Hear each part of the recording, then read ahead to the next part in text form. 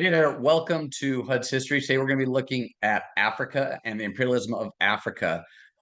This is in regards to the 19th century and how the European countries went in and basically changed society within Africa and basically put their impact and their own stamp on the African continent, and looking at how it changed the political, the economic, even the cultural pieces of Africa at that time, and what it does in regards to leading up to the 20th century and getting into things like World War One.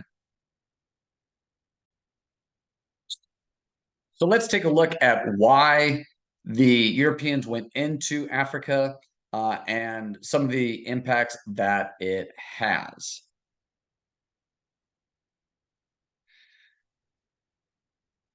We know that the Europeans did a lot of uh, changing of societies in the Americas. And if we think about how they had interacted previously with other groups prior to this time, right? So people in Africa, mostly it was just Northern Africa during the times of the Roman Empire, the Byzantine Empire. We know that in Asia, they had basically interacted due to the Silk Road and uh, going over to China and to India, but that wasn't a large number of them. And then, of course, the Americas during exploration, and that's when you're going to see a lot of traveling and exploring and moving over to the Western Hemisphere and interacting with groups like the Aztec, the Inca, the Mississippian mound builders, all sorts of groups. So what we see with the Europeans is that they've always viewed other groups as mostly inferior, mostly due to the fact that they believe that they thought they were more educated. They had universities during the Middle Ages. That's where a lot of universities came about.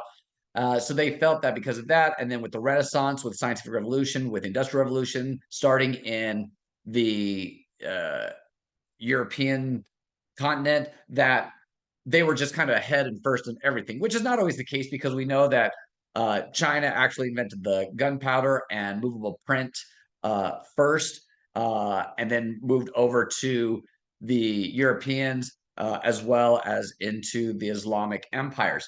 So the Europeans, their view of things is slightly skewed because they assume that they were first, but they weren't always the first in things. But because of their view on education, things like that, and technology, they believe that they were always a little bit more superior in that regard compared to the different groups that they will meet outside of Europe.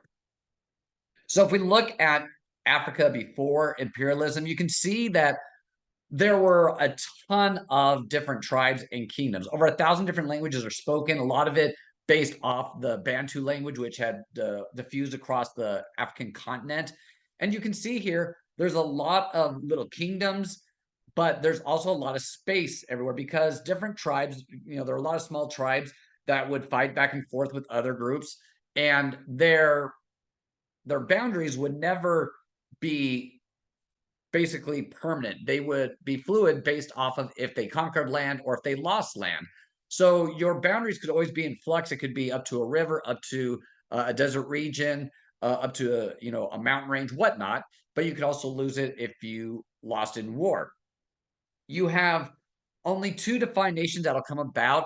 One is Ethiopia, but Ethiopia had been there a long time, so it had always been this strong kingdom. The other one's going to come about in the middle of the 19th century. That is going to be Liberia. Liberia is created by former enslaved people from the United States who go back to Africa, and they start their own country and government based off the ideals of the United States, and that will be Liberia. So you see that there's not a lot of permanent boundaries happening, and you can even see in the top or the northern part of Africa that that is controlled by the Ottoman Empire. So even Egypt, which we know Egypt has gone through a lot of different phases, it had been its own kingdom, but it's always been, basically controlled by one empire or another, all the way from the Romans through the Ottoman at this point. What are some of the reasons that the Africans are going to have for going into Africa? It's a lot of it is economic. Um, that is a huge main motive, and then you're going to see cultural and political kind of become secondary. Not to excuse them at all, but they are very big on economics because of how they viewed things going on in the Americas. Remember, there's a lot of trade happening, and we know that the Europeans they have connections to Africa because they've always had connections going all the way back to the old Roman Empire, where the Roman Empire controlled the northern half of the northern part of Africa. But even then, even in exploration, how European slave dealers would trade with the Western tribes of Africa. So they've always had this connection somehow. But at this point, when you get into the heart of Africa and you start seeing resources that you didn't have before, that's really going to push the Europeans into basically changing Africa to benefit themselves. So we see that, and because of that belief in superiority through their technology and their view on education, the Europeans are going to go and they're going to basically try and take over Africa when they find these different resources and materials that they can use in manufacturing.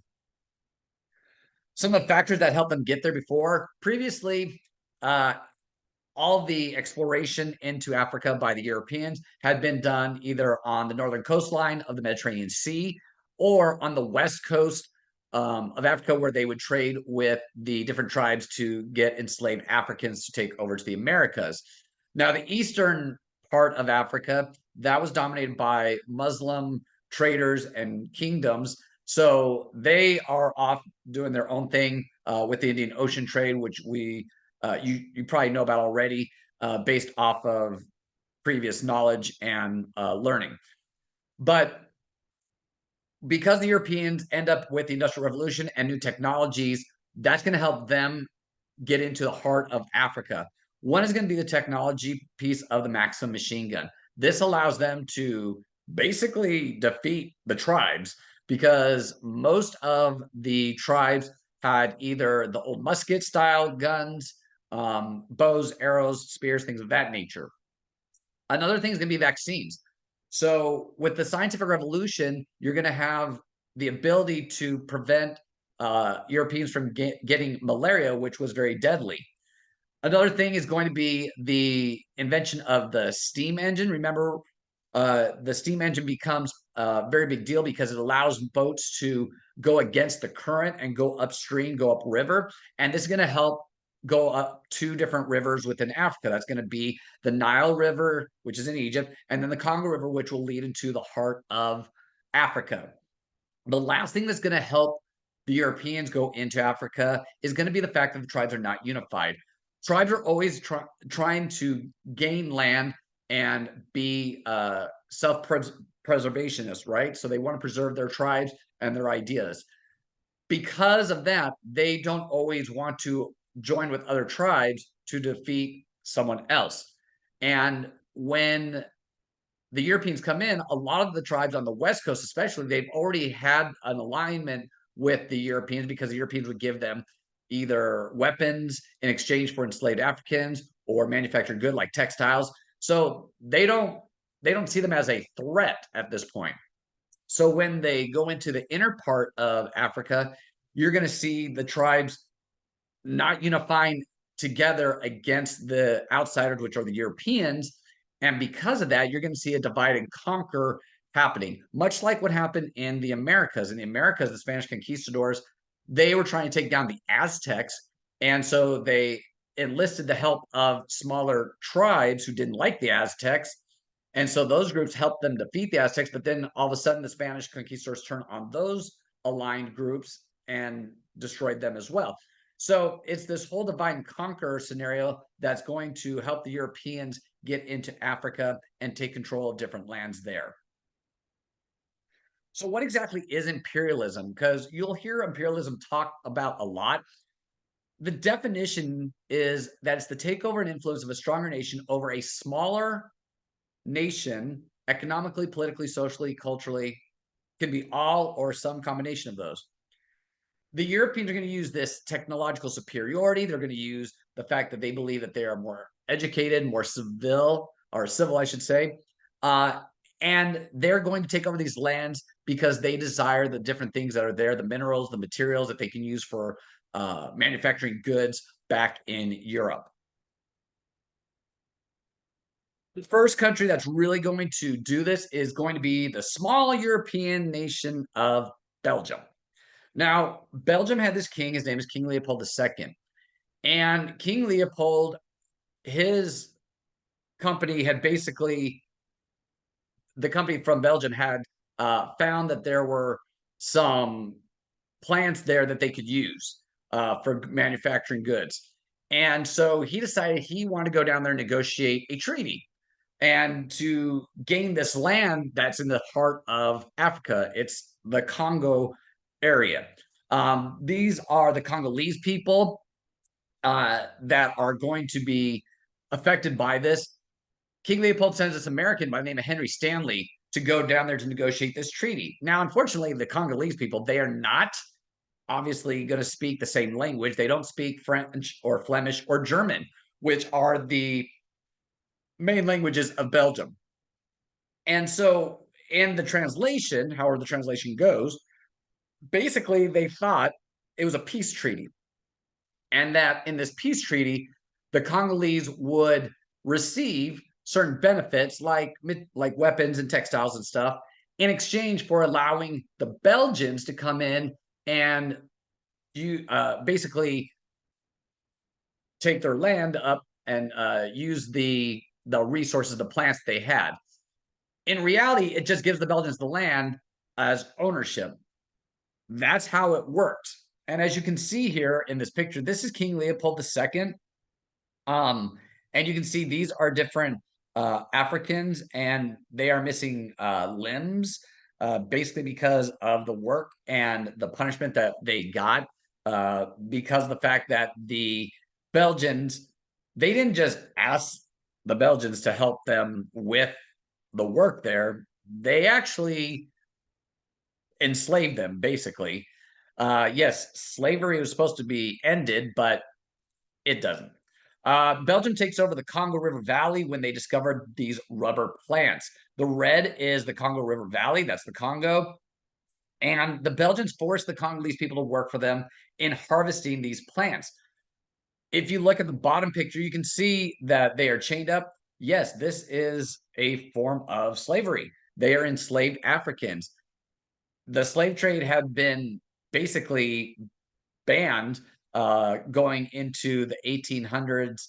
And we know that there's going to be a civil war in the United States. Other countries are going to start banning the shipment of enslaved people anywhere. But the Belgians actually chain up the Congolese people. And if you look on the ends, the two that are basically in control are not Europeans. They're actually Congolese that are doing the bidding for the Belgians, probably because they got some sort of benefit from it. They probably got money or weaponry or whatnot. Racism is going to become very prominent starting in this time frame. There is a British man, his name is Cecil Rhodes. He becomes the prime minister of the Cape Colony, which is in South Africa, which is controlled by the British. And he said, quote, "We Britons are the finest race in the world, and more of the world we inhabit, the better it is for the human race. More territory simply means more of the Anglo-Saxon or white race, more of the best, most human, most honorable race the world possesses," end quote.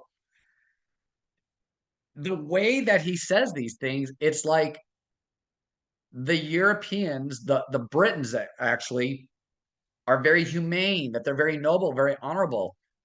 But unfortunately, that is not how the Europeans in general treat other groups.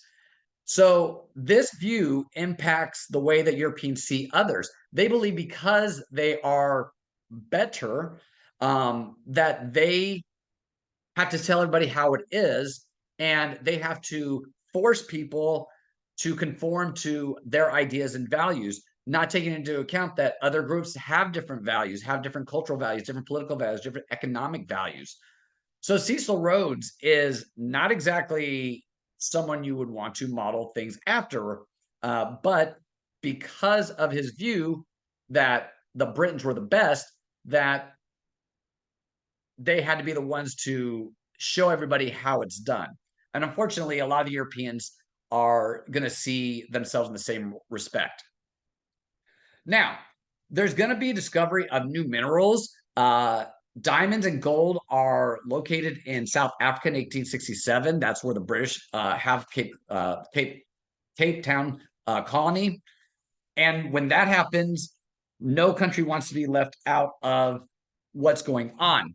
So what ends up happening is the European leaders meet in Berlin, and they decide in 1884 that they need to figure out who's going to get parts of Africa and get to go control things so that they can divide up things like minerals, resources, and goods to use in their own manufacturing. So from 1884 to 1885, they have what's known as the Berlin Conference. As you can see, these are the heads of the different empires and nations that are in Europe, and they decide what they're going to do with the African continent. Now, why don't the Africans fight back? Well, one is because they're very diverse. We talked about this a little bit earlier. They believe that rival groups would lose to Europeans, and that would allow those groups to gain more land. But unfortunately, as the Europeans basically defeated more and more tribes, there were fewer tribes left to actually unify against the Europeans, and that is going to make it too late in order to do anything and to stop this influx of Europeans, along with their weaponry and other things. This is going to lead to Africa being almost completely dominated by the Europeans. There's going to be very few places in Europe, or I'm sorry, in Africa, that are not going to be dominated by Europeans. That's going to be places like Ethiopia and Liberia.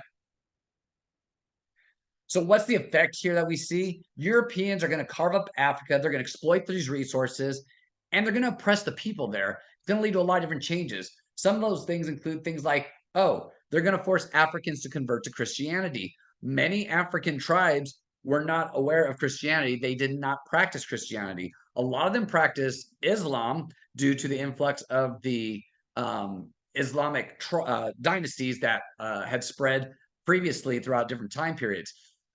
But a lot of them practice animism and the spirits of animals and things like that.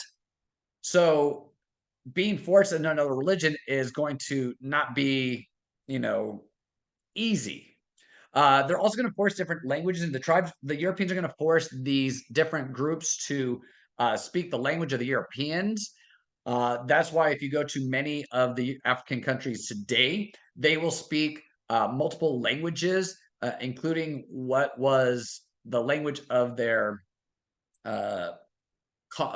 European nation. So for instance, when I was in South Africa was controlled by the British, so they speak English there. But South Africa actually has 11 different recognized languages. So people speak everything from English to Zulu to Swahili to other things. The other thing is that the Europeans, because they're going to take control of the land, they're going to create actual boundaries for these nations, and that's going to be without regard to what tribes are living in what regions. So if you look at Africa after the scramble, you can see how it changes in basically a quick period of time over about a 30-year period right before you get to World War I. They're going to create some long-lasting effects. There's going to be regional divisions based on European control. So depending on the color that you see on the map, especially in the 1913, you can see all the different colors, and those are associated with which European nation controls it. You're going to see language dominance because the Europeans are going to dominate with their language in those colonies. Cultural dominance is going to push things like religion, such as Christianity, and economic dominance. The Europeans are going to decide what is being produced, what is being done to help gain more money for the European nation. So when we look at how imperialism has impacted Africa, you can see that there are a lot of changes that come about due to the fact that the Europeans believe that they had to be the ones to show Africa how things needed to be, without regard for what the people's lives were like, whether it be socially, culturally, economically, or politically. Unfortunately, that's going to lead to a lot of tensions between the African groups uh, to their European powers. And it's even going through to today because you see a lot of changes after decolonization in the 20th century where they become independent again from their European nations, but they see resentment because some of them still have to rely on those European nations for help because of instability in government or economic systems. So hope you guys enjoyed that, learning about the imperialism in Africa. If you did, great. Hopefully you will look at other videos of mine. Here is your social tip for the day. When you are going on an interview, make sure that you are dressed appropriately for that interview for your job. Take it from me, I used to hire teenagers and other people as a manager at a movie theater, and I was always impressed when people came in dressed up, either with a polo shirt for guys or girls. They weren't wearing shorts, they weren't wearing sweats, things like that. So just make sure when you are going out for your interview for your jobs to make sure you look your best, professional, make sure that you answer everything that you need to, and let them know why you would be an asset to their company. So hope that helps you out. And until I see you next time, have a good one and peace out.